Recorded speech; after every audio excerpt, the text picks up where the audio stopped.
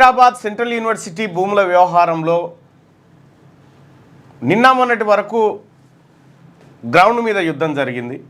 పోలీసులు వర్సెస్ విద్యార్థులు, లేదంటే పోలీసులు వర్సెస్ ఉద్యమకారులు, పోలీసులు వర్సెస్ పర్యావరణవేత్తలు, వీళ్ళ మధ్యలో ఒక యుద్ధం జరిగింది. అది లాఠీ చార్జ్ దాకా కూడా దారితీసింది. తద్వారా ఇష్యూ పెద్దగా అయిపోయింది. సుప్రీంకోర్టు ఎంటర్ అయిపోయింది, స్టే విధించింది.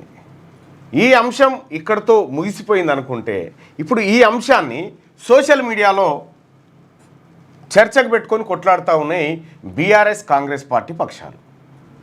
సో ఇక్కడ బీఆర్ఎస్ పార్టీ ఫేక్ వీడియోలను సృష్టించిందని చెప్పి నిన్న అధికారులతోని మాట్లాడినటువంటి ముఖ్యమంత్రి రేవంత్ రెడ్డి వాటిని కఠినంగా చర్యలు తీసుకోవాలి, ఆర్టిఫిషియల్ ఇంటెలిజెన్స్ను ఉపయోగించి లేని కూతలు తీసుకొచ్చి అందులో వీడియోకి యాడ్ చేసి ప్రజల సానుభూతిని రెచ్చగొట్టేటువంటి ప్రయత్నం చేస్తూ ఉన్నారనేది ముఖ్యమంత్రి అలాగే అధికార పక్షం విమర్శ.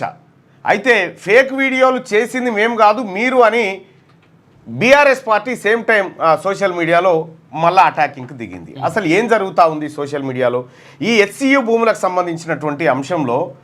సో బీఆర్ఎస్ పార్టీ సోషల్ మీడియాలో తన పరిస్థితి, తన ఆవేదన చూస్తూ ఉంటే అసలు ఏది మన జైన్లో ఎవరో గాలిలో క్రిములు లాంటివి ఉంటే అవి ముక్కులకు పోతే అవి చచ్చిపోతాయి అని బట్టలు కట్టుకొని పోతారు చూడు, నడిస్తే కింద చీమలు చచ్చిపోతాయని, ముక్కులకు క్రిములు పోయి చచ్చిపోతాయి, దిగితే చేపలు చచ్చిపోతాయని, అట్లా జాగ్రత్తగా ఉండేటువంటి వాళ్ళు ఉంటారు కదా, వాళ్ళని మించిన సాధువు లెక్క కనిపిస్తూ ఉన్నారు ఇప్పుడు ఇక్కడ ఈ వ్యవహారం చూస్తూ ఉంటే.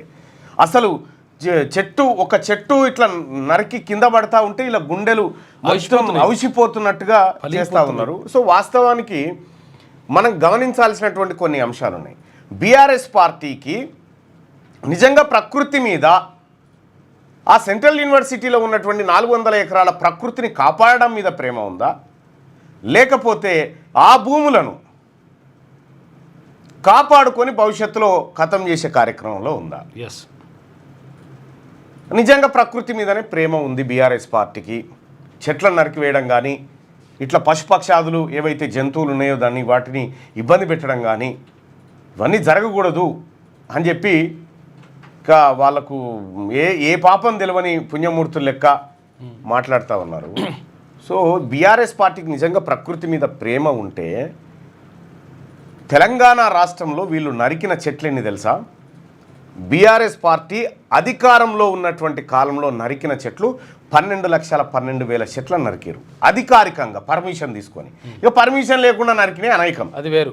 ఇది ఈ భారతదేశంలోనే అత్యధిక చెట్లు నరికిన రాష్ట్రంగా తెలంగాణ రాష్ట్రం రికార్డు సృష్టించింది కె చంద్రశేఖరరావు గారు ముఖ్యమంత్రిగా ఉన్నటువంటి సమయంలో. అధికారిక రికార్డులు అవి.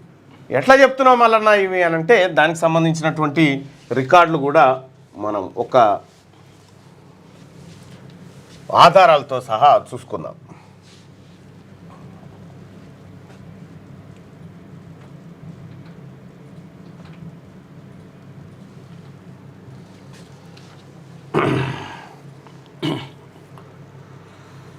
ఇది ది హిందూ దినపత్రికలో ఉన్నటువంటి కథనం. ఈ కథనం ప్రకారం Telangana tops the country in deforestation by permitting axing of over 12 lakhs trees by 2020. ఇక్కడ ఏది హిందూ దినపత్రిక రాసింది. ఇదే వార్తను అప్డేట్ చేస్తూ జనవరి 27, 2024లో ఈ వార్తను కూడా మళ్ళీ అప్డేట్ చేసింది ఈ హిందూ దినపత్రిక. The Telangana state has permitted record deforestation by way of clearances for various government and non-government projects since the formation of the separate state. 2014 నుంచి 2020 వరకు భారతదేశంలోనే అత్యధిక పెద్ద వృక్షాలను నరికిన రాష్ట్రం తెలంగాణ రాష్ట్రం. ఆ రాష్ట్రానికి ముఖ్యమంత్రిగా కేసీఆర్ ఉండే. ఎస్, అనేకమైనటువంటి అంశాల్లో నరికిరు. నిజంగా వీళ్లకు ఫారెస్ట్రీ మీద లేకపోతే వృక్ష సంపద మీద ప్రేమ ఉండినుంటే ఈ స్థాయిలో నరికివేత ఎట్లా జరిగింది? చిప్కో ఉద్యమం లెక్క పోయి చెట్టును పట్టుకుంటుండే. చిప్కో ఉద్యమం లెక్క పోయి చెట్టును పట్టుకొని ఆ కార్యక్రమాలు చేస్తూ ఉంటే, అయితే ఓ వైపు హరితహారం అని చెప్పి చెట్లు పెడితే ఆ హారం బతికిందో లేదో దేవునికి ఎరక, కానీ ఉన్న చెట్లను మాత్రం కొన్ని వందల సంవత్సరాల నుంచి ఉన్నటువంటి చెట్లను మాత్రం దిగ్విజయంగా నరికేసారు. ఇక్కడ మనం గమనించాల్సినటువంటి అంశం ఏంటంటే బీఆర్ఎస్ పార్టీకి ఈ పర్యావరణం అనేటువంటి అంశం మీద ఏమాత్రం చిత్తశుద్ధి లేదు, వాళ్ళ ఇంటెన్షన్ ఇంకో ఎజెండా కావచ్చు అనేది దీన్ని బట్టి మనకు అర్థమవుతా ఉంది. ఒకవేళ నిజంగా అదే ఉంటే ఇగో ఇంత పెద్ద మొద్దులు పెద్ద. సో ఆ రోజు కేసీఆర్ గారి ప్రభుత్వంలో ఈ చెట్ల కటింగ్ జరుగుతూ ఉన్నప్పుడు, ఈ లక్షలాది చెట్లను పెద్ద పెద్ద భారీ వృక్షాలను నరికివేస్తున్నప్పుడు ఈ పర్యావరణవేత్తలు కానీ, ఈ బీఆర్ఎస్ పార్టీలో ఇప్పుడు సోషల్ మీడియాలో ఉన్నటువంటి వాళ్ళు కానీ వీళ్ళంతా ఎటుపోయినారు? సో ఇటువంటి అనేకమైనటువంటి ఒకటి కాదు 15,000 హెక్టార్లలో దాదాపుగా, ఇదేమో 400 ఎకరాలే, ఇది మొత్తం చదవాలంటే. ఇంకొకటి ఏమంటారు అంటే వీళ్ళు ప్రభుత్వ భూములు కాపాడాలి, భవిష్యత్తు కోసం కాపాడాలంటే 1000 ఎకరాలు మీరే కథం చేసిరు కదా వీళ్ళే. అయితే బీఆర్ఎస్ పార్టీ తన ఇంటెన్షన్ ఇక్కడ క్లియర్గా అర్థమైన కాడికి ఏంటంటే వాళ్ళ ఇంటెన్షన్ ఇది కాదు. వాళ్ళ ఇంటెన్షన్ ఆ 400 ఎకరాల భూముల వెనకాల, ఒకవేళ ఆ 400 ఎకరాల భూములు కనుక కేసీఆర్ హయాంలోనే కోర్టులు క్లియరెన్స్ ఇస్తే అప్పుడే మింగుదురు మంచిగా. అప్పుడు పశుపక్షాదులు లేవు, జింకలు లేవు, నెమలు లేవు, అరుపులు లేవు, ఏమీ లేకపోతుండే. కోకాపేట, తెల్లాపూర్, తర్వాత ఇక్కడ బగాయత్, అక్కడే కాదు ఇదే కేసీఆర్ గారు ఇదే ఉస్మానియా యూనివర్సిటీ భూములలో పేదలకు డబుల్ బెడ్రూమ్ ఇల్లు కట్టిస్తారో ప్రకటన చేసిండు. చూసుకో. సో ఉస్మానియా యూనివర్సిటీలో నెమళ్ళు లేవా? నెమళ్ళు మస్తుగా ఉన్నాయి, కావాల్సిన నెమలు ఉన్నాయి, కావాల్సిన నెమళ్ళు, కుందేళ్ళు చాలా అన్నీ ఉన్నాయి. సో అప్పుడు ఈ చర్చ లేదు. అనేకమైనటువంటి ఏది తెల్లాపూరు అటు సైడ్ చూసుకుంటే అనేకమైనటువంటి వృక్షాలను నరికివేసి వెంచర్లు కొట్టి అమ్మి గుట్టలు సాగు చేసినటువంటి బీఆర్ఎస్ పార్టీ ఇవాళ హెచ్సియు భూముల విషయంలో పర్యావరణము లంగ్స్ అని చెప్పి రాస్తా ఉన్నారు. అందులో హైదరాబాద్కు లంగ్స్ని ఖతం చేస్తూ ఉన్నారని చెప్పి కేటీ రామారావు గారు ట్వీట్లు చేస్తా ఉంటారు. ఇంకా అది చూసి నవ్వాన్నా ఇంకా దీనికి మళ్ళీ ఇంకా కొంతమంది పర్యావరణవేత్తలు, సినిమా వాళ్ళు, ఏసకాలు బీసకాలు అంత దిగిరు. కాపాడాలి, కాపాడాలి. అసలు నేను అడుగుతా ఉన్నా, ఈ డిఫారెస్టైజేషన్లో ప్రథమ స్థానం సాధించిందే కేసీఆర్ గారు. ఇది పైసలు కడితే ఓపెన్ అవుతుంది కానీ లేకపోతే ఇగో మొత్తం చదవాలంటే ఇదంతా కట్టాలి. 12 లక్షల ట్రీస్ను అప్రాక్సిమేట్గా 12 లక్షల ట్రీస్ను నరికేసిండు KCR. Which was the highest in the country in just over 5 years into the state of formation. రాష్ట్రం ఏర్పడ్డ 5 ఏళ్లలో కేసీఆర్ గారు సాధించేది ఏమైనా ఉందంటే ఈ దేశంలోనే అత్యధిక చెట్లు నరికిన మహానుభావుడు కేసీఆర్ గారు. మరి పర్యావరణవేత్తలారా దీని మీద మాట్లాడరు ఎందుకు మరి? సో అక్కడ ఇదే హెచ్సియు భూములలో మై హోమ్ రామేశ్వరరావు అనేకమైనటువంటి భూములు తన చెరులోకి తీసుకొని పెద్ద పెద్ద టవర్లు కట్టిండు. గవర్నమెంట్ భూములు ఇవే హెచ్సియు భూములలో ఇదే కేసీఆర్ గారి సౌజన్యంతో జరిగింది అదంతా. అప్పుడు డిఫారెస్టేషన్ అంతా చేసిండు. అప్పుడు లేదే లొల్లి, అపర్ణకి ఇచ్చిండు. అప్పుడు ఏ లొల్లి లేదు, ఇప్పుడు శురువైంది. ఇది కృత్రిమంగా బీఆర్ఎస్ పార్టీ కొంత అలజడిని సృష్టించడానికి ప్రయత్నం చేసి ప్రభుత్వం బదనాం చేసే కార్యక్రమం అయితే చేసింది. సో దీంట్లో ఈ వాస్తవాలు తెలియకుండా కొంతమంది ఎంటర్ అయిపోయి అంతా చేసిరు అనుకో, సరే అది అటు పెడితే మరి కాంగ్రెస్ పార్టీ ఏమైనా తక్కువనా? బీఆర్ఎస్ పార్టీ ఇక ఆ వీడియో ఒకటి నైట్ పూట ఉన్నటువంటి వీడియో ఒకటి రిలీజ్ చేసిరు. నిమ్మలు అరుస్తూ ఉంటే జేసీబీల సప్పుడుతోటి అదంతా అంటే గుండెలు వలిగిపోతాయి ఆ వీడియో చూస్తే. అసలు ఆ వాయిస్కి ఈ జేసీబీల వాయిస్ని యాడ్ చేసిరు దాంట్లో. అవి కూడా నెమళ్ళు అరిస్తే కంటిన్యూగా అరగాలి, అరవాలి. కానీ 10 సెకండ్లు అరిసి 50 సెకండ్లు సైలెన్స్గా ఉన్నాయి. సో అంటే అక్కడ అది మార్ఫింగ్ వీడియో అనేది పక్కా అర్థమవుతుంది. సో ఈ బీఆర్ఎస్ పార్టీ మార్ఫింగ్ వీడియోలతో వస్తే దాన్ని లీగల్గా ఎదుర్కోవాల్సినటువంటి కాంగ్రెస్ పార్టీ ఏం చేసిందంటే వాళ్ళు మార్ఫింగ్ వీడియోలకే దిగారు. వాళ్ళు మార్ఫింగ్ వీడియోలకు దిగి వాళ్ళు కొంతమంది సోషల్ మీడియా ఇన్ఫ్లుయెన్సర్స్ని పెట్టి వాళ్ళు ఇది ముఖ్యమంత్రి రేవంత్ రెడ్డి గారు చేసినది మంచి కార్యక్రమం, గొప్ప కార్యక్రమం అనేటువంటి విధంగా వాళ్ళు ప్రచారం చేసినారు. తద్వారా ఏం జరిగిందంటే మొత్తం పర్యావరణమే ఫేక్ అనేటువంటి పరిస్థితిలో ఏది సోషల్ మీడియా వాతావరణం అంతా ఫేక్ అయి కాలుష్యం అయిపోయి కూర్చుంది. అలా ఈ హెచ్సియుతో ఎంత కాలుష్యం ఏది ఆ చెట్లు నరికితే ఎంత కాలుష్యం వస్తుందో తెలియదు. కానీ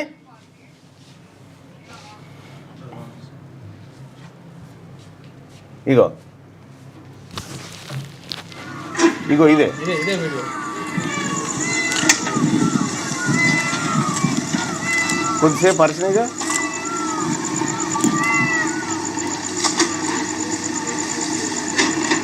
కథం నిజంగా అరిసేటి కంటిన్యూస్గా అరవాలి. వాళ్ళు ఏదో ప్లాన్ చేసారు కానీ వేసిన వాళ్ళు సౌండ్ వేసారు కానీ మొత్తానికి వేయలే, సగానికే వేసి దీంతో సానుభూతి రాబట్టి పర్యావరణవేత్తలందరినీ బీఆర్ఎస్ సోషల్ మీడియా కదిలించగలిగింది. ఆ విషయంలో సక్సెస్ అయింది. విషయం ఏంటంటే ఇప్పుడు కాంగ్రెస్ పార్టీ అధికారంలో ఉంది కాబట్టి ఇంత క్లారిటీగా దీని మీద చర్చించుకొని ఆందోళన చేసే పరిస్థితి ఉంది. అదే బీఆర్ఎస్ పార్టీ ఉంటే అటెంకాలు అడుగు కూడా పెట్టకపోతుండే, వీడియోలు కూడా రాకపోతుండే, వీడియోలు బయటికి రాకపోతుండే. అంటే ఆ రకమైనటువంటి అరాచకం ఉండేది అప్పట్లో. సో ఇక్కడ ఒకటి బీఆర్ఎస్ పార్టీ ఇట్లాంటి వీడియోతోటి ప్రజల్లోకి వస్తే, ఇదే బీఆర్ఎస్ పార్టీ అనేకమైనటువంటి